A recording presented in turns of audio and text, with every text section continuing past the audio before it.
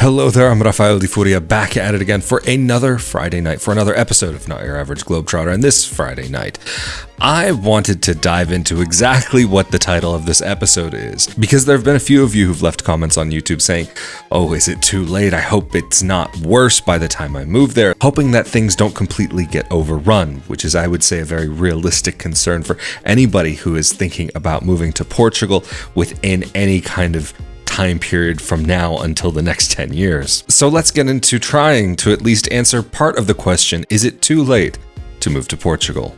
Roll that intro. Just simply to answer this question, I would say the answer is both yes and no. Portugal is not what it once was, even 5 years ago, 10 years ago, whatever it was, however many years ago. Even I would say comparing Braga from almost being here now a year in comparison to a year ago, things have had a slight change. But the 1 year difference between when I arrived and now, I would say would be minimal, other than the cost of rentals has seemed to gone up quite a bit, especially in the last few months. And even there was recently an article that came out, according to, I believe, Idealista, it is the place in Portugal with the highest number of apartments that are going within 24 hours of being posted. That I would say is pretty significant. But one of the reasons why I also will say it's not necessarily too late is because if you go to a lot of places in the interior, there are still many locations that have a bit more of a traditional feel. Not that, like, say, a place like Braga wouldn't necessarily have some very Portuguese qualities to it. But what I'll say is that sometimes when you're in the big cities like Porto and Lisbon, that may be that things don't feel as Portuguese as they once did. But if you go to smaller towns, I mean, I think this kind of is fair to say for just about any country.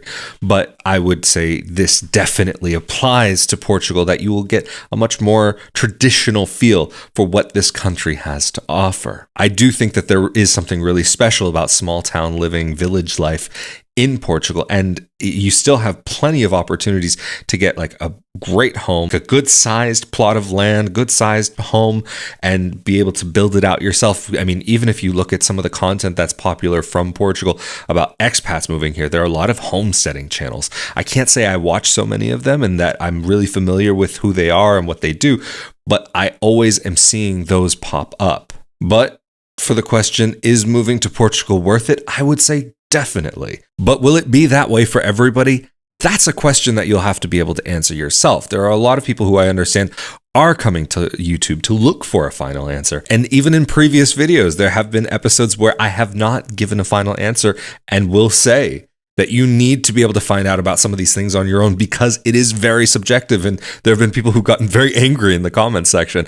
But unfortunately, that's just the reality of life sometimes. So I will say that there are a lot of people who will definitely find that the move to Portugal is very much worthwhile. But at the same time, there are a lot of people who are just not cut out for living abroad. As I've mentioned before, this is not something that a person should feel shamed about. Some people just are more suited to living in their own country, and there's nothing wrong with that. But before I get into the next points that I would like to make, I do want to say a huge thank you to those of you who helped to make these episodes possible through Patreon, as well as the thanks button here on YouTube. These all make a very big difference in Not Your Average Globetrotter being able to continue. So thank you all very much, as well as those of you who like and subscribe and share these episodes. So just wanted to say a quick thanks here in the middle of the episode. But the next point that I would like to get into is it difficult to adjust to life in Portugal? That is a question that I think is very important. And I think it's possible to remove Portugal out of this question and be able to roughly answer this for almost any country. I would say, however, that the caveat to that caveat would be that the Portuguese in general are much more welcoming than many countries that I've visited or lived in. However, as a first-generation immigrant, expat, whatever word that you want to use, if you have a problem with the word expat, feel free to check out this episode that I'm going to put in the corner of the screen on why I use the term expat. It's just easier, basically, to say. I've always taken the position that if you limit that word based on a certain economic status or certain skin color, that is a problem with you putting the limit on it. Whereas expat can theoretically apply to anybody. But rather than preach too much, I do think that it is possible for a person to have a certain level of integration into a new country. However, there will always be a limit that you as a non-native will reach. The reason why I say that is because there are certain things, there are certain cultural references, nuances, and things that you only really learn if you grow up in a country. And so even taking a certain example from when I lived in Italy that makes many Italian Americans feel uncomfortable is that there will be many Italians who don't view Italian Americans as Italian because of that certain lack of cultural modern references. Not saying that I agree with this, but I can see where a person might be coming from. So there is a certain level of integration, of cultural integration, that can be very difficult. And even if you do decide to remain in that country, have children there and so on, it can actually continue for a couple of generations. That the first 2 generations or so might have the toughest time, whereas that third generation, they're already very much more integrated into the local culture than maybe the ancestral culture. So even though I do talk about getting outside of the expat bubble, there is a balance that a person has to reach because they may never fully be able to integrate into local society, local culture, local community, but they will be able to interact with it and be able to get something.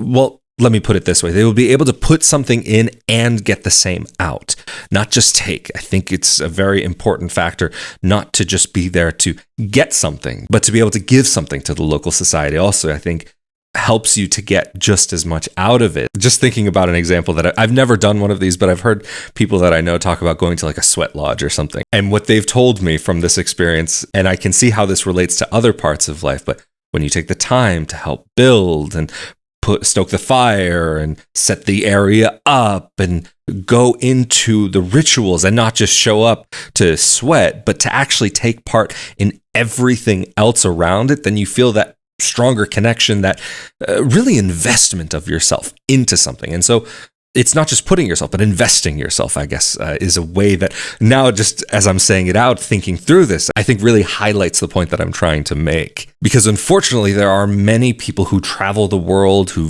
go to different countries and are only looking for what they can get out of a location and not what they can put into it. Retiring to a location just because it's beautiful, or moving to a country because it has a job. This, of course, is a generalization. I'm not saying everybody who even would do those things would be automatically just be taking without investing personally into it. But I think these are kind of things, again, that can highlight the point where you do sometimes find a lot of people setting themselves up only to be on the receiving end of what is available locally. But I think also when talking about Portugal specifically, are there other countries that are worth considering over Portugal? Because a lot of people who are thinking about Portugal either were thinking about another country first and then found Portugal. There's a lot of people that I talk to end up kind of coming to Portugal or finding out about Portugal this way, is that they were looking into one country like Italy or Spain and then found out, oh wait, look at these visas over in Portugal, much easier to get. Or that they start looking into Portugal just because luck of the draw, that this just happened to be the first country that they figured out. And then they find out about other countries and they start comparing, contrasting, figuring out if they should move to one country or another country or another country. And even though for some of you who know my situation and why I moved here, because kind of Braga chose me rather than me choosing Braga and coming here for family, that I would say there would have been other countries that I would have also taken into consideration. Before everything popped off in Eastern Europe, I would have said maybe I would be interested in looking into Hungary and looking into a city like Budapest. It's supposed to be a really fun, awesome place with a lot of really interesting things going on for young, vibrant people who are working, and or a place like Germany or even the Netherlands or Sweden.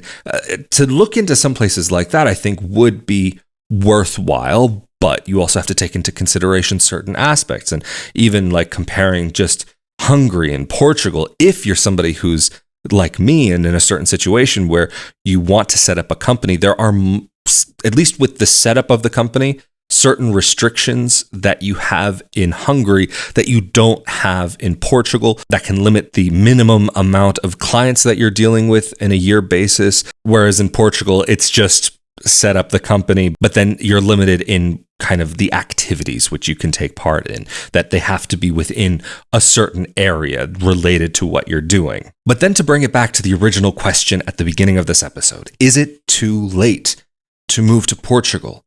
It also partially depends on the way that you're planning on coming here. If you're somebody who's planning on coming with a golden visa, then there are more limits now than there were in the past. Like, you can't purchase an apartment for yourself to live in one of the major cities, or even in Braga, for example, where I live.